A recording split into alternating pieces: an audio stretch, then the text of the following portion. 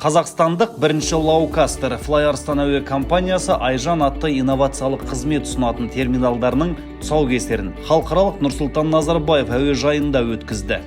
Алматы қаласының әуежайындағы кезексіз тіркеу енді астаналық жолаушылар үшін қолжетімді.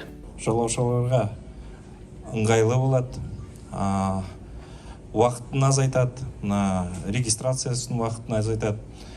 Не жаңа ғана Air Астананың өкілі айтып кетті, келесі жылда Flyarystan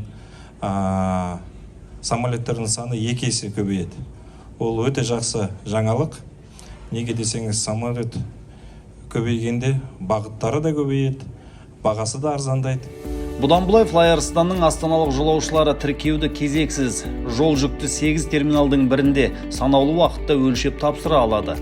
Лоукастер өз жолаушыларына танысу мен бейімделуге уақыт керек екенін ескере отырып, оларға 2023 жылдың қаңтар айына дейін терминалды қолдануға ақысыз бонус кезеңін ұсынады. Ал 2023 жылдың қаңтарынан бастап тіркеу әуежай мен Айжан терминалы арқылы ақылы болады. Внедрением этой системы размеры очередей и количество ожиданий. Бұл өте әдемі. Айжан есімді жүйені енгізу арқылы кезек мөлшері мен тіркеу кезінде жолаушылардың күту саны айтарлықтай азаяды. Ол жолаушыларға тіркеуді өз бетінше жүргізуге және жүктерін өздері өлшеп тіркеуге мүмкіндік береді. Жүкті тек тіркеу үстеліне өткізу ғана қалады. Взвесить багаж, зарегистрировать багаж, и его останется только уже сдать на стойку регистрации.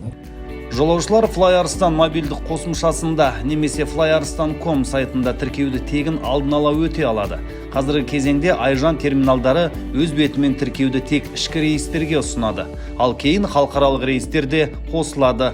Алматы әуежайында 21 қазанда іске қосылған инновациялық терминалдан Flyarystan рейстеріне 2500-ден астам жолаушылар тіркеуден өткен.